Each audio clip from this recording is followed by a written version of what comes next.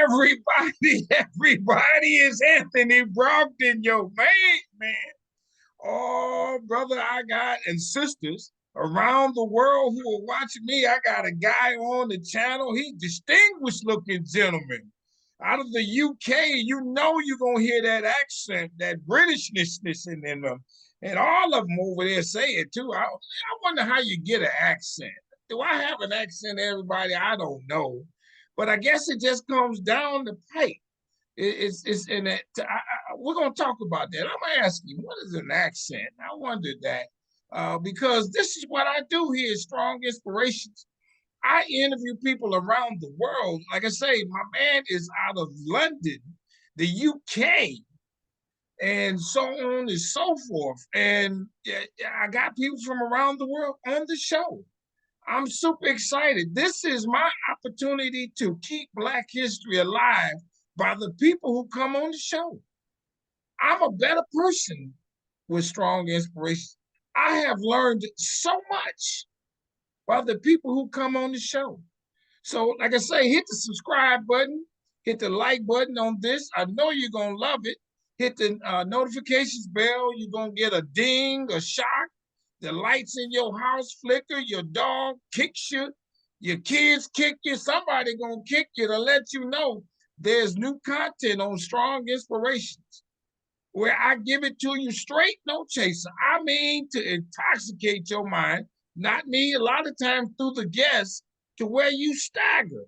Now, I ain't talking about go out driving and all that, but mentally you are overwhelmed. I've had guests on this show, let me tell you, my friends, who have made me cry. I couldn't stop myself. I had one lady who told me that when she was integrating this school in the 1960s down in Florida, her classmates tried to kill her and they beat her up. She said that she went home. Her dad told her, hey, you ain't got to, try that integration. We're going to figure out another way. She said, no, they can't stop me. I'm going back. And that's when I boo-hoo. I boo-hoo when I had a guy on the show who told me he tried to spy on the KKK, went to the rally. He was in the woods and stuff like that and didn't get close. And they caught him. They beat him almost mercilessly. God stepped in and a guy in the back of the room called the sheriff who was at the rally, who was watching this. But the sheriff said, oh, man, they got it on record now, so I got to stop it. My man went back the next day in a convertible and waved at them. I couldn't help but to shed a tear when he told me that story. Because the people are sharing their heart for you, my friends, like what this gentleman is going to do. So, like I say, that's what we do here. I just released one. This one here, all of them are good. I like all my guests who spend their time, their free time to come on here. But let me just tell you about this one I just had, and it's close to me because it just happened. I just released it. The guy is out of Scotland. Used to live in this man's country, right? And he wrote a book because he found out by happenstance that his great-great-grandfather, 3, 4, 5 greats, was an enslaver in Jamaica. He said, hey, man, and I wrote a book on it. I got all the documents of what they did. I wish I could apologize. But this is what we do here. Now, a couple more things. I'm a filmmaker, everybody. This movie, Business in the Black, was shown in London. They didn't pay enough for me to get there, though. So I got to go on my own, and I'm on my way. I'm trying to go to London in October 2024. I'm going to hang out on their Black History Month here. Maybe I can speak to somebody because my thing is international now. So businessintheblack.net, it is streaming on Amazon. I wrote the book based on the DVD and the movie. America's #1 Black business history book. It is also on Amazon. Boom. I got stuff for you. And then I wrote a children's book. I got 30 rich Black folks in this book that lived in the 1800s. And for them states that don't want to use the word slavery, neither did I. You'll get it. So all that is what I do and this show. I'm doing some more speaking. All that is on my website, businessintheblack.net. Now you hear me use this term strong a lot. It's my favorite word.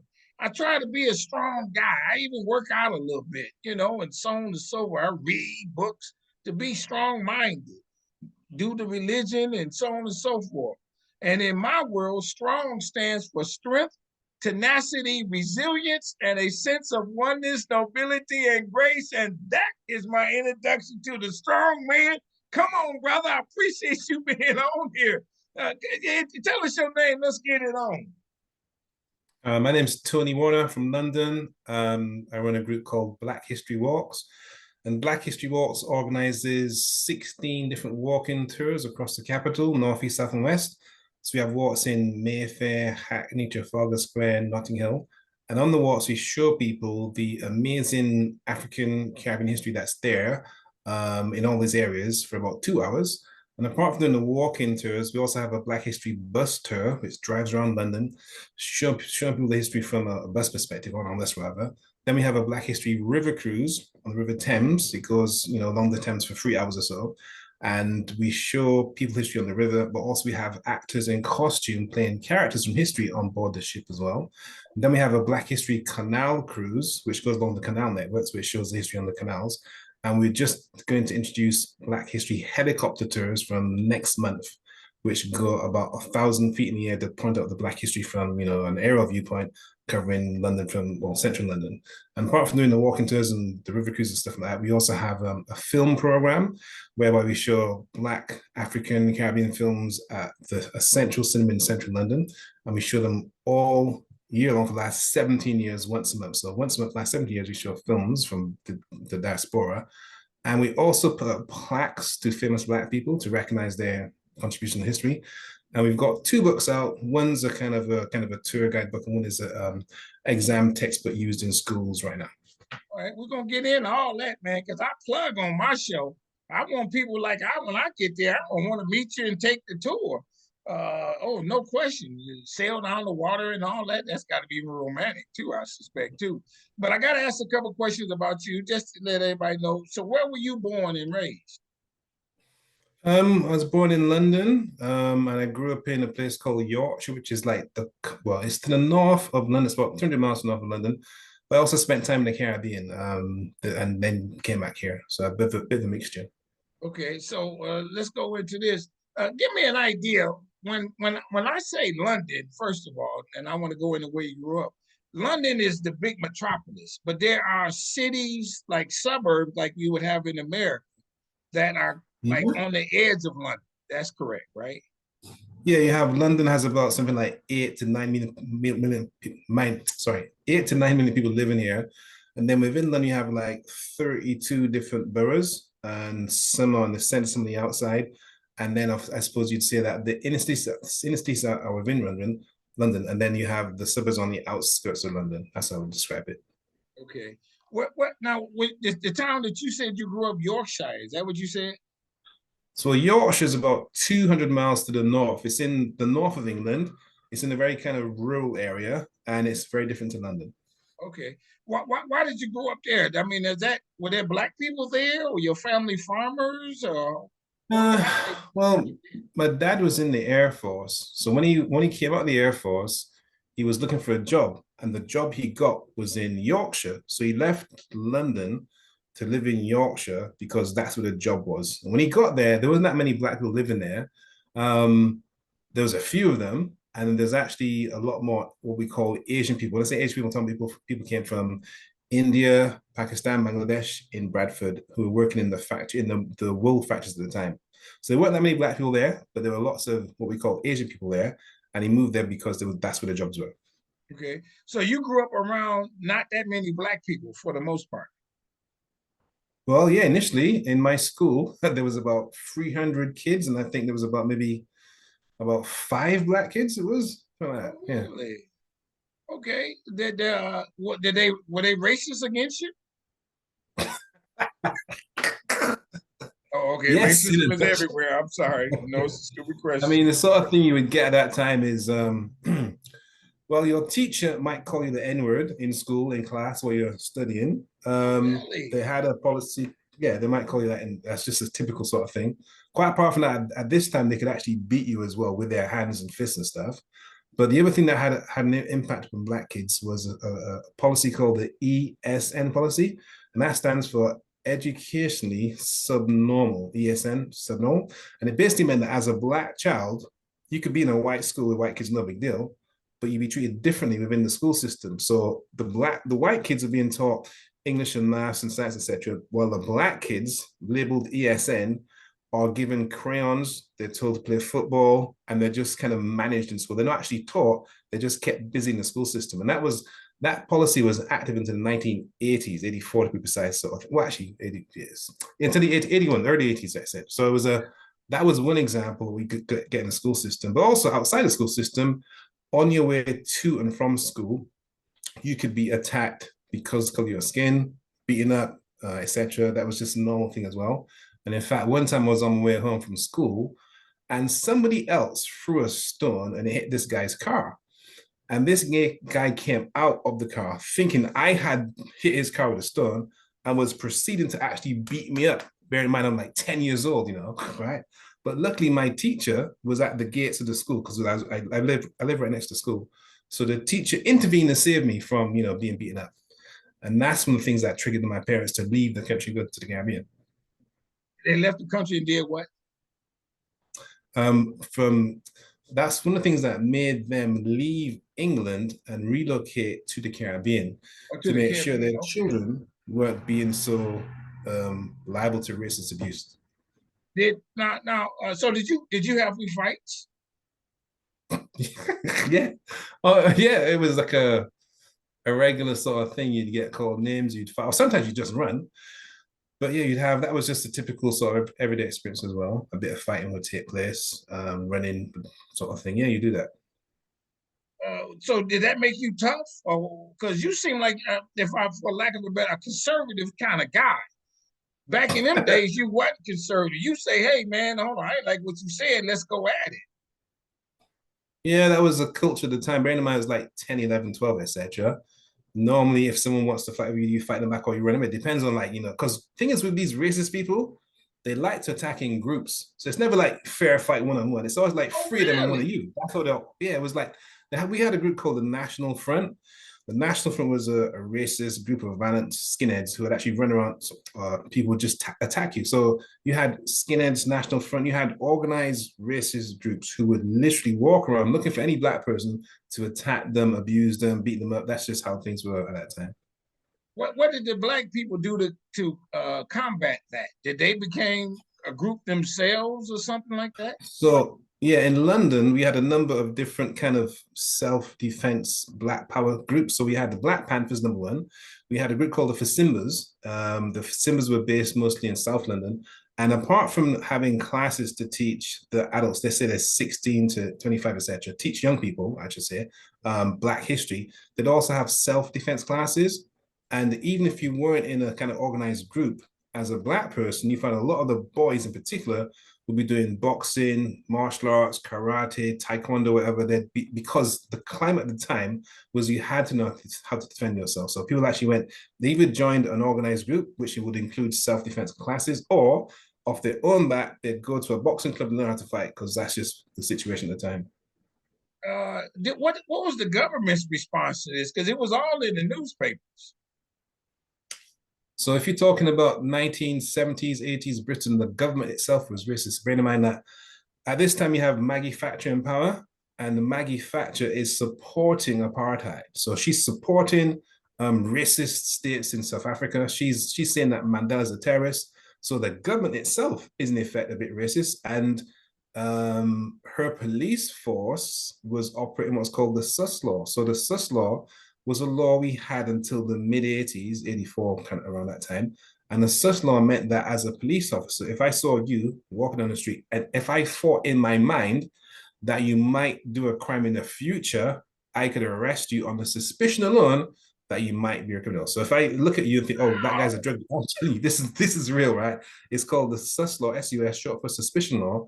And I said it was active in practice until the 1980s.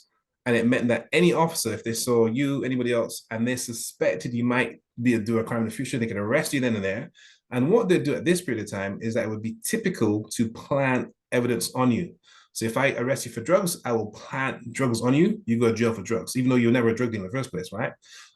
If I think you're a burglar, I will put something in your pocket. If I think you have a weapon on you, I would actually give you a weapon. This is how things were in the 70s, 80s. This was just typical. And on top of that, when they're arresting you at this time, up until like the late 80s, it's typical to be beaten up. Hold on a second, that's a back going past. Beaten up, but also they might give you a swirly. Now, a swirly is when they hold your hands behind your back, put your head down the toilet, and then flush the toilet on your head. Yeah, and we said it again slowly. So that's what they would do. They would flush your head down the toilet after they'd use it, by the way. So they'd use it, do a number one, number two, etc. Flush your head down there, and that was just what they would do. This is how they would behave at this time. Now, when you hear that kind of thing, you think, well, that's disgusting. And it is disgusting, but think about it technically, right? If somebody holds your head upside down and pours water through your mouth, through your nostrils, Right. that's waterboarding, right? That's what Yes. you call it. And that was happening here in this country, 70s, 80s, a bit of 90s too. And that's just part of the story. The police are very racist, and it was supported by our racist government too. Now, let me say this. That sounds like it could have been 20, 30 years behind when that was happening in America. Because You I'm could, kind of thinking that we by the 80s, because I was born in the 60s. I mean, not to say that it didn't happen in the South and we still got the issue, but we had kind of grown out of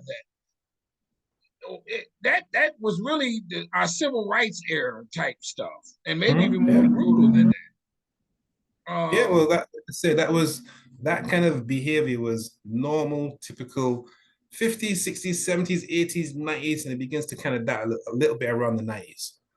We still have issues to do with police brutality even now.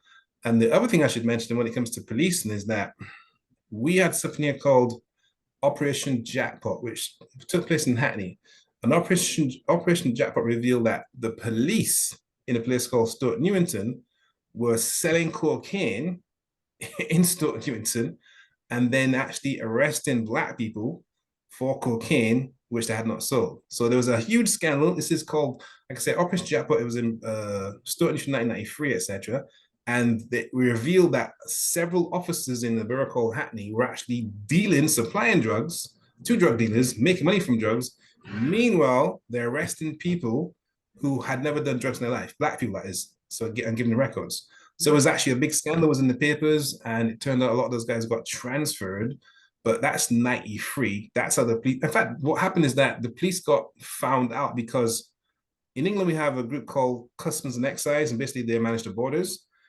And it turned out that when Customs and Excise went on the raid with police from Hackney, or every time they went, they noticed that the drug dealer had disappeared. But when they went without Hackney police, then the drug dealer was still there.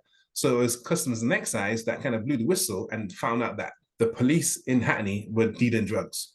Huge, massive story, not that well known, but if you put in Operation Jackpot, Hackney police, it will come up. There's a whole bunch of evidence on it. It's just that people don't know about it. We're gonna get to the story. I promise you, in your company. But this is interesting for people to hear this, and it's for me too. So here in America, I don't know this about London.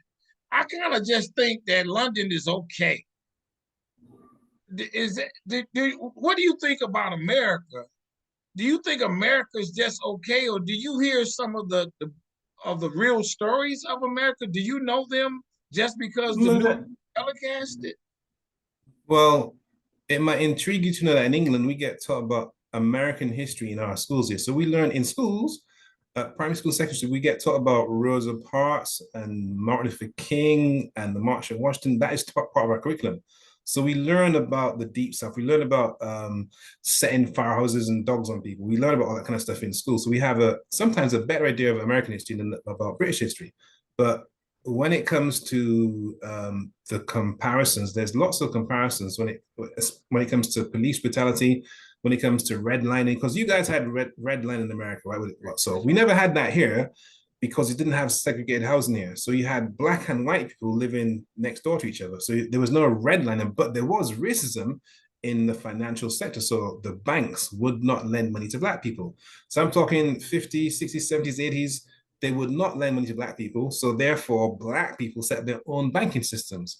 Now in England, we call it a partner, a box and or a SUSE. Basically, if there was 10 of us from Jamaica, we'd all agreed to kind of put down £100 a week into a pot.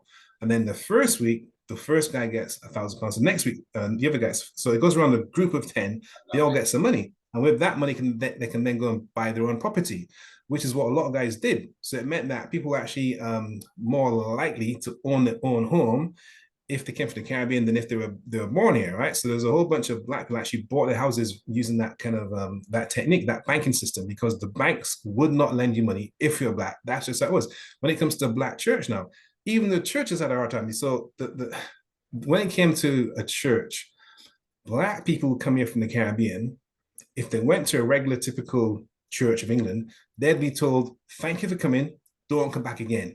Or the next time find another church. So they'd actually be refused access to the church. So bear in mind that all Christians from the Caribbean background, when they got that reception, that rejection, they were very hurt. So what the result was, they actually set up their own churches, often starts up in someone's front room, bedroom, etc., on a park. And after a while, they would get their money together and then actually buy a property using the same system I just mentioned, that partner system. And there's actually a bank called the Pentecostal, hang on, what's it called again? The PCU, Pentecostal Credit Union, which is basically a bank, and that comes out of that whole kind of Caribbean saving system, which then enable them to buy bigger properties. So the church that began as someone's front room and then wants to buy a property like an old warehouse. Well, you call them storefront churches in America. That's what you call them, right? That's right. So you want to buy a storefront. The banks again will not lend you no money. So you go to the PCU, the Pentecostal Credit Union, and they give you a couple $100,000 to buy that property, and then you move in there and you then make it a church. So there's a whole huge history when it comes to churches, housing, police, and education. That's parallel to what you have in America, but it's not the same. But there's lots of connection. Okay. Well, let me just a couple more on this. So then, how old were you when you moved to Jamaica? It was Barbados, and I was about 10, 11, 12, I think it was. Well, 11, I think it was, to be precise. Were you happy about that? Like, oh man, I'm so happy to get away from this cruel situation. And then, how much of an eye opener was it to go from London to Barbados for you? It was a big eye opener because it was an all black country. Right. So I went from being in the UK all white to being in the Caribbean all black, and also it was a big culture shock because you go from the winter here to like 29 degrees in the Caribbean. That was a big shock too. But actually, I was so used to the UK, I actually missed the UK for quite a long time. Did you assimilate real well? Did you go down there and grow dreadlocks and whatever they do down there? And now dreadlocks wasn't a common thing when I was at school, but I don't know if I assimilated. I kind of got used to it.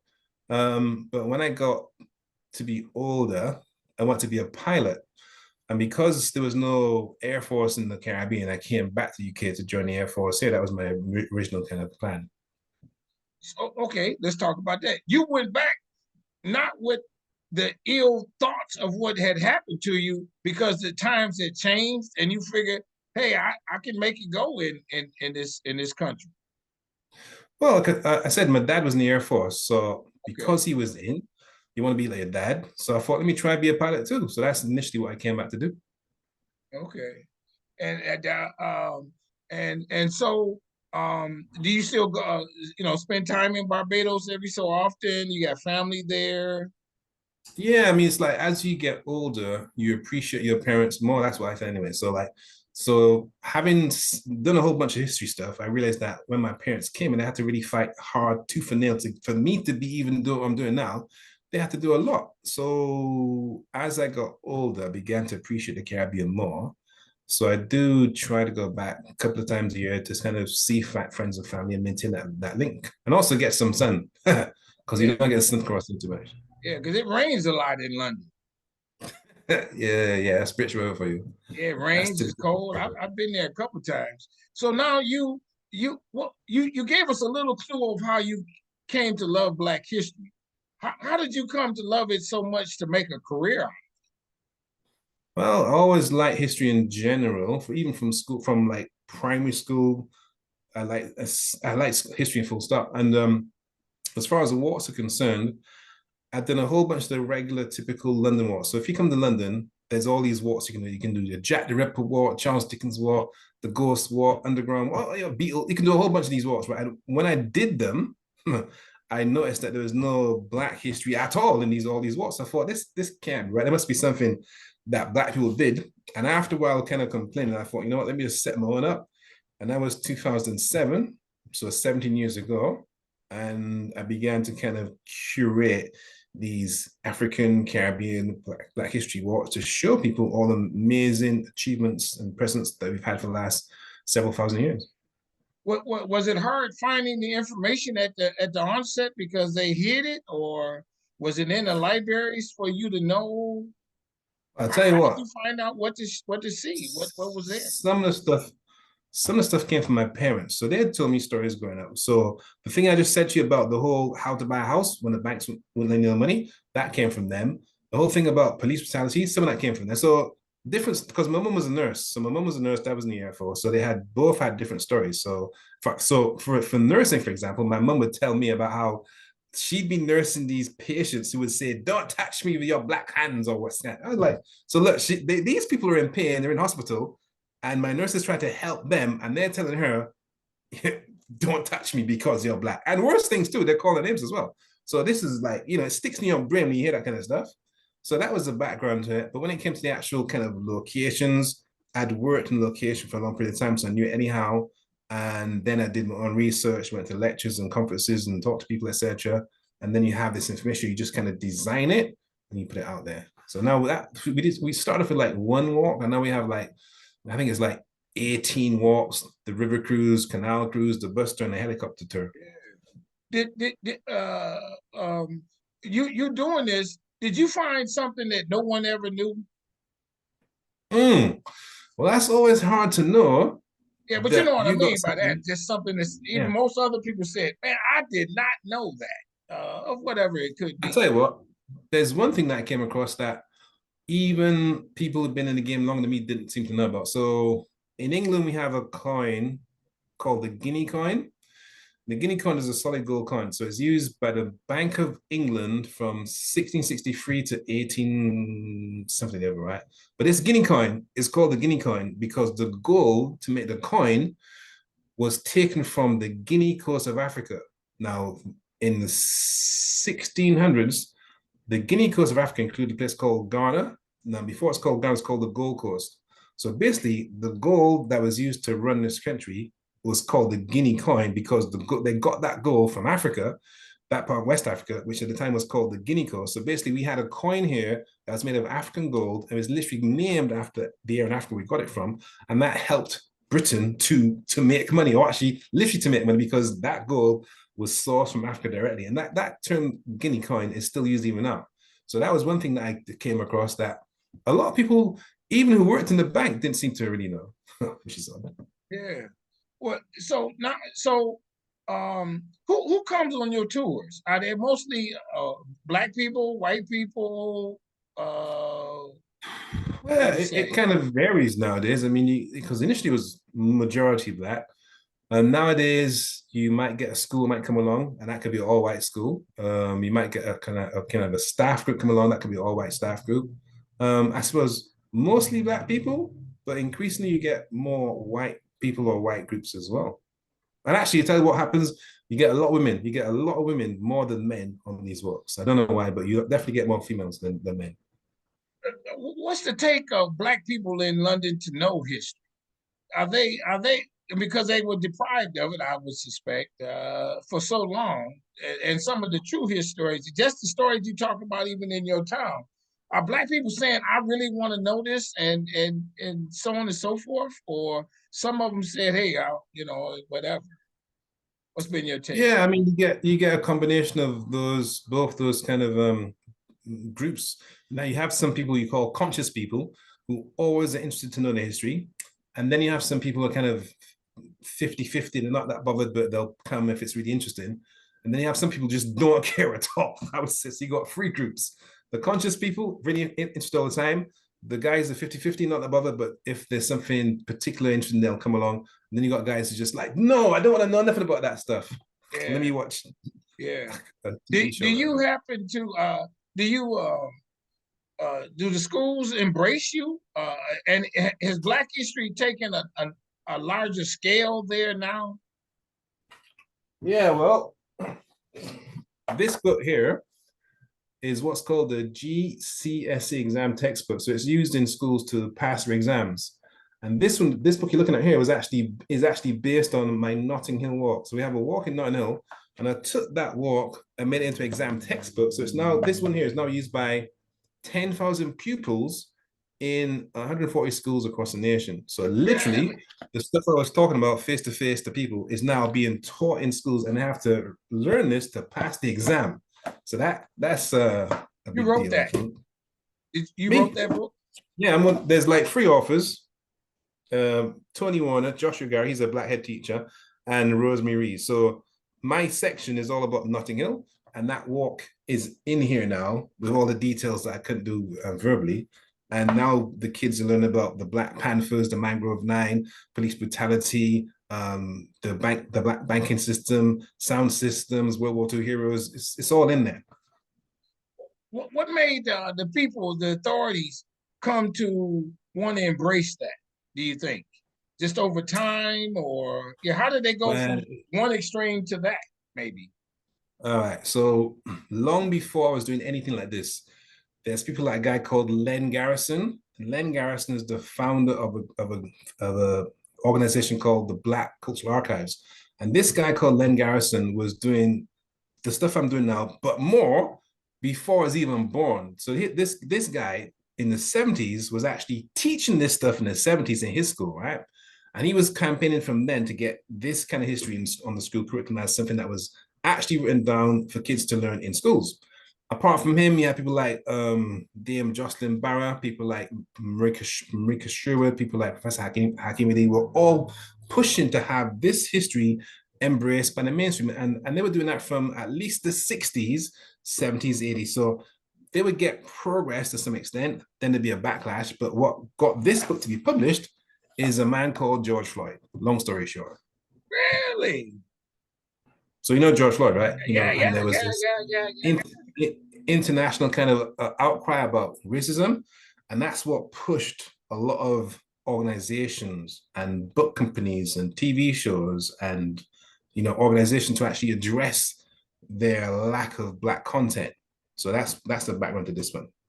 Is there somebody that most people know that maybe was a politician or journalist or something that pushed the envelope for them, or was it a white person on their side? No, when it comes to getting this kind of history included, like I said, there's a bunch of people. I Yeah, mentioned Professor Hakeem Adi, Marika Sherwood. There's DM Justin Barr. There's Claudia Jones. There's a number of different groups yeah, that lobbied for complete education, the education system. And I'm just doing yeah, what they were doing before they came along. I'm just carrying on their work. But yeah, it's nothing to do with me really. Like I said, there was groups called the Campaign Against Race Discrimination. There's groups called West Indian Standing Conference. These are all kind of umbrella groups who would deal with racism when it came to police brutality, education, immigration, healthcare. They covered the whole 9 yards, right? And they were pushing for change. And actually got some change through because we have laws, we call them the race relations laws. First one, 65, then 68, then 76, 2000. But basically, for these laws to even exist, there were different groups like the West Indian Standing Conference that would actually push for these laws to be embraced.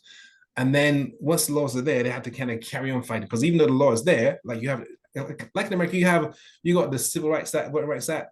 Even despite those, that you still have issues to do with racism, right? So the same thing happens. right. We have a That's law right. that says one thing, but you still have to fight to get the law applied. Right.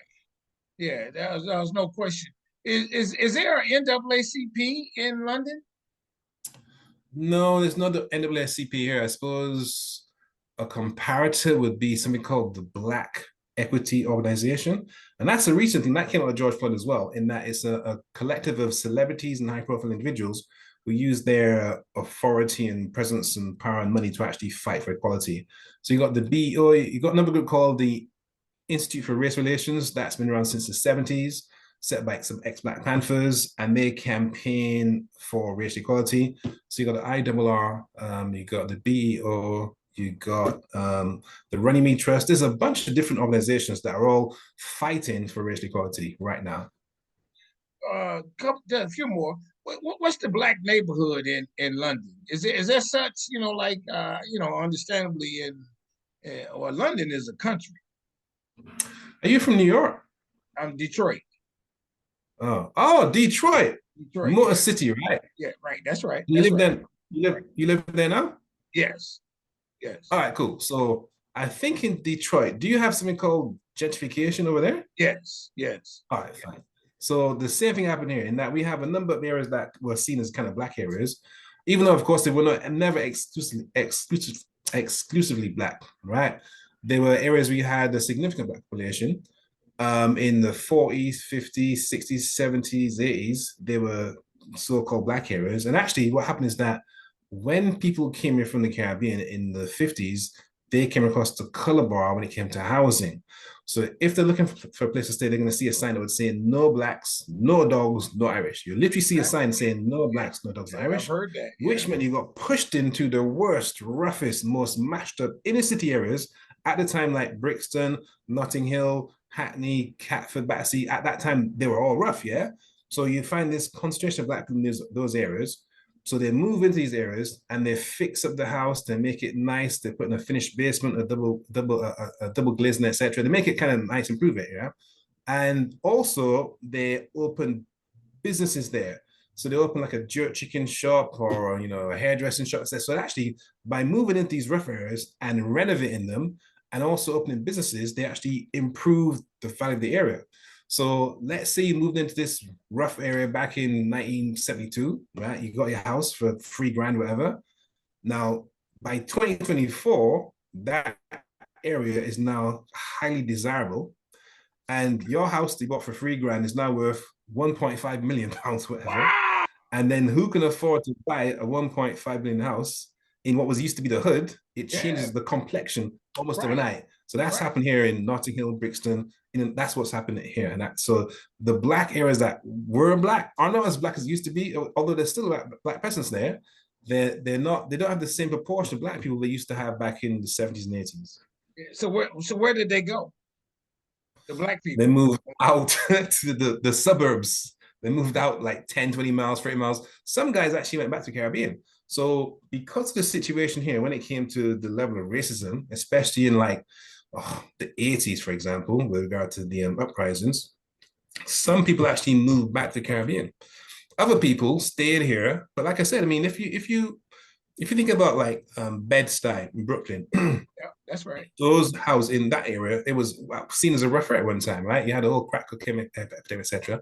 So the houses you could buy in Bed-Stuy in the 70s for like, I don't know, 10 grand or whatever, those houses are now worth like $3 million, whatever. That's right. So the people who are buying them are totally different people than people who can actually live there for the last 50 years. So you see that it changes over time. And those guys, I know for a fact, some of the people who have sold the houses in Bed-Stuy have moved back to the south, for argument's sake. They've gone back to their roots.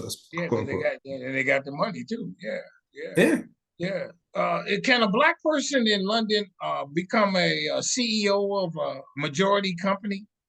Can he run a university? Are there black universities like what we have here, HBCUs, things of that sort? Nah, we don't have any HBCUs over here because we never had segregation as such.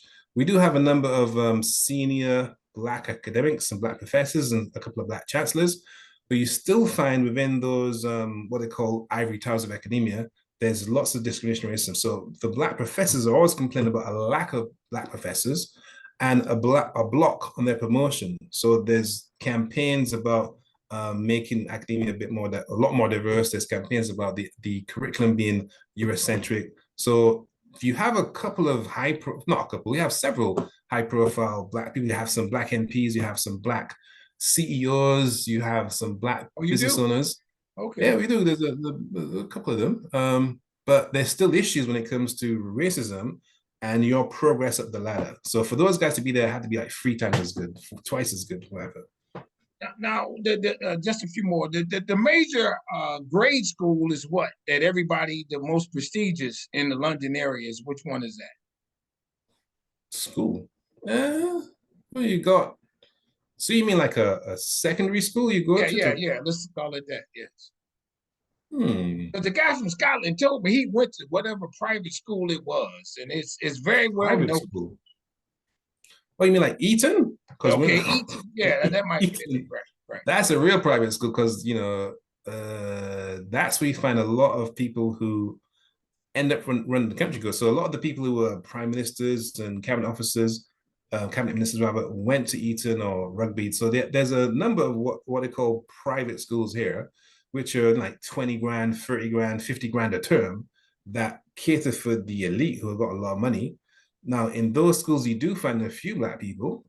They are there, but they're not a majority. It's not like Yeah, a kind sure, of an sure, easy thing to sure. get into. But those are schools I can think about that are have that kind of profile. What about universities? Like, where do most of the black students go to the university? Which university is more accepting to black students?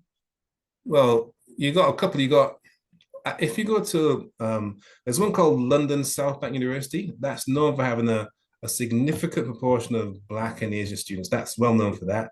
But then some of the other universities aren't as well known for that kind of Black contingent, so to speak. But LSBU is one of them.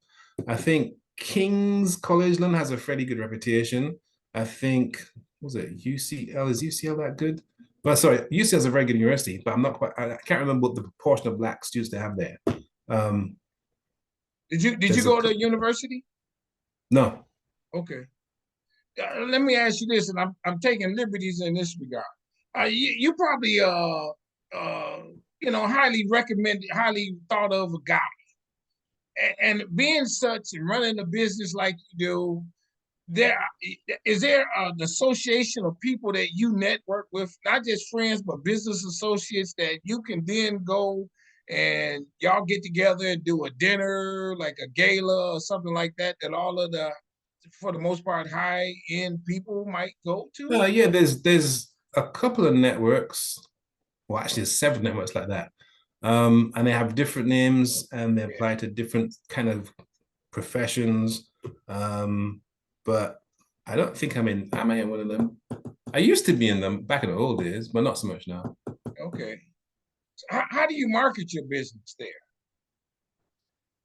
I would say word of mouth, the internet. Sometimes newspaper do features on you. So Condé Nast, The Guardian, the BBC, Channel 4, CNN. What's the other one called? National Geographic. They came down and kind of did stuff on us over the Oh, last 17 really? years. Oh, that So was yeah. huge. Have you gotten any honors for what you do? Honors. Awards, anything like that? There's not from kind of no. I've got honors from kind of community groups, kind of Saturday schools, from local organizations, but not from any kind of big people you would have heard about. So the honors I get are from the community I work with, not from the mainstream kind of government agencies or high profile businesses. No. Just a few more. Now, you said you have the boat cruise and so on and so on. So what you do is you get 20 people to say, okay, I sign up for your boat cruise. Then you go to the boating company and then they allow you to do it on a private basis for you to show the spots that you want to show and to get off the boat or to talk about it on the Sort of, I microphone, suppose that you could kind of say. thing. I normally do it the other way around. So I'll actually get the boat or the bus or wherever it is myself and then get the people on board. But we have like a whole bunch of followers because we've been doing it for like 17 years now. There's been, what's weird is that I've had kids who came on a walk or a talk or a film, or whatever, in 2007, and now they're like 27 years old with their own kids, and they'll bring their kids on stuff that they did when they were a kid themselves. So I've actually seen that because I've been up for such a long time. You see the generations come over time, so that's been really interesting to see. You see someone who saw as a little 10-year-old is now a doctor and they're bringing their two little 10-year-old kids to your talk that they did, like all that. It's like quite amazing, actually. Yeah.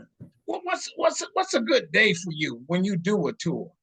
When somebody's so when you change a mind, uh, make them think differently about black people? Is it because why do you do? I'm gonna let that question stand. And I got another. What's a good day for you? A good day is when you take some people out for a walk and at the end they say that was fantastic. I learned a lot. I never thought it would be like this. I'm gobsmacked. I'm amazed. I want to do all your walks in the future. Can I buy a book? You know, Right, that would right. be a I good got day you. for me. I got And you. that's actually what you get quite often. When it comes to schools, um, you see that the pupils in a school are very critical sometimes when it comes to how you present your information. But what happens normally with my stuff is when you go into school and then the teachers will tell you those pupils were on the edge of their seat. Those pupils were hanging on you everywhere. Those pupils thought you're fantastic. Meanwhile, when I'm in front of them, I'm thinking they look bored, right? I'm Right, thinking these guys are switched right. off. Sure, But then sure. the teachers tell me afterwards that they had a really good time. I've had that several times. So it's also the response you hear about from other people, not what they say to yourself, but Yes. what you hear about from other people. And sometimes you might get an email like randomly saying, I brought my son on your walk in 2007, what it was, and now because of you, he's a teacher in history, that sort of thing. Oh yeah. Okay, and this one is a good one here for you. Why do you do this? I know you to make a living. I mean, we got to be honest, but why do you do this? What is this your calling, your ministry, your mission? Yeah, I suppose you could say that. I mean, I started doing it just because I was kind of angry at the lack of historical representation of my people. And I thought, I'm not just going to sit down and complain about it. I'm just going to do something about it. So I do it because I suppose, personal motivations of annoyance at the lack of respect for Black history. I do it with my parents as well because I like to think that my parents would be proud of me doing what I'm doing now because, in effect, I'm telling their stories. Each time I open my mouth, I'm telling part of their stories, as I just did today, and I'm keeping their memory alive. And also, it's a way of fighting racism, and there's lots of racism around to fight. What do you want to happen?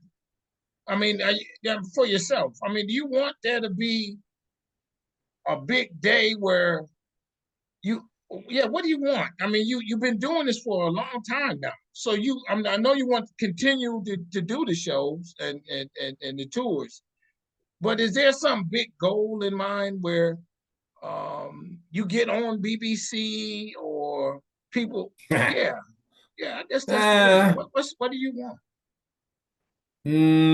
I mean, like the mainstream media, I've had encounters with them, and what you find is that they'll feature you and then they'll drop you. So, like I said, CNN came down, filmed it for like 4 hours, etc. And you know what? They didn't actually use the footage. They actually came and filmed the whole 4 hour segment, made it into like a half-hour film. But then they never showed, and they never told me why they didn't show it. They just said, "Well, we're not going to show it now." So you can sometimes kind of interact with these kind of big boys and they just kind of use you and drop you, and they're not consistent in their appreciation. So I'm kind of cool with that now, and I think what I'd like to do is to have I'd like to start producing TV documentaries and films Oh, yeah, there to you go. document this because I've done it verbally, I've done it in books now. This is a best-selling book in effect. I got the other book out. Oh, here on. Here's the other book I wrote, Black History Yeah, What's London Volume, yeah, which is a there you go. combination of two and a half of our walking tours. So basically, this is volume one. The plan is that's my plan. The plan is to have about 5 more volumes, so that when I'm old and gone, people can pick up a book and know all the stuff that's in my head right now. That's it. 5 more volumes? Is that much, huh? Yeah. Yeah, yeah. Black people made a big mark on London, no matter what, right? Oh, I think so. Yeah. Yeah. Well, is there a question I have not asked you? Anything you want to share of some sort? No, I tell you, I'm sweating now. You made me sweat because like Yeah, yeah, it might be the temperature here, but I'm sweating all these questions. So yeah, no, it's been interesting. Thank you for that. Thank you for that. yeah. Is it hot there now? Yeah, right now it's humid. You know that kind of deep south heat you get when it's like it's hot in the daytime, and then at night it's just kind of all over your face, man. Okay. Okay. I like the movie part. I think that would go a long way. A Yeah. documentary of some sort. People can watch it easily enough. And so now tell us your website again, and show us the books and how people can get them. Can we get them here in America somehow? Yeah, this is on Amazon right now. And the other one's on Amazon as well. Or you get it from Pearson too if you want to. The website is basically blackhistorywalks.co.uk. So it's just blackhistorywalks.co.uk. Thank you, brother, for coming on. I really appreciate it. No problem, man. You taught me a lot of the inside scoop of London. I've been there a couple times, and like I said, I want to come back real soon and get a chance to meet you. Because I Yeah, like no what you're problem, doing. man. Yeah, this I'll this show is you good. around. Yeah, yeah. Thank Yeah. you. You own to something, and you know it. This is this is this your. And I asked you this already, but this is kind of like a calling for you. Your life. You didn't expect your life to do this, did you? No, I wasn't my plan at all, no. And you're happy about it. You know you're making a difference. But yes, I'm fairly sure I'm making a difference. Yeah, Just from the feedback and the different number of walks I have and the books that are out now and the films I got planned for the future. So yeah. yeah, that's a beautiful thing. Thank you so very much. And everybody that you saw it firsthand out of the UK. Um, this is what I do here, Strong Inspirations. I told you, my friends, you're gonna like this one. So hit the subscribe button. That's free. This lets me know you like me. Hit the like button because there is no love button, and I know you loved it. I got to him, everybody. I made him sweat. I asked him questions that he liked, them good ones. I do my best to do that. And then everybody hit the notifications bell. Tell somebody about Strong Inspirations. Go to his website. We all going over there, and we can see it in American. We can send him a message to keep going. I send him a prayer, say keep going, keep doing it. You're touching people. You're changing minds. You are probably and I'm just taking liberties here. Some of the reason why the government has changed their policies. They know of you. They know that there's a rich history that needs to be told. And if nothing else, a lot of times it's the white folks who still benefit off of the tourism dollars of people who come in to hear of the Black history stories. It happens a lot here in America. Black people and white people otherwise go to those plantations owned by the white people and the government. They pay their admission fees. The people in those towns use those as tourist attractions. Mm. And so we talk about reparations. I've always said, hey, give us a little bit of that money. At least the descendants of those who owned the plantation. Why not? It's just a thought process. And so I say to you, my brother, and I mean this with all sincerity, I want you to stay strong, stay safe, stay on your grind. I really I can feel the passion of where you've become. You had Thank to you. fight your way to get here, but it didn't Mm-hmm. stop you. And here you are. So thank you so very much for coming on the show. And with that, I'll say bye bye. We out. Cool, man. All right. Ciao. Yes.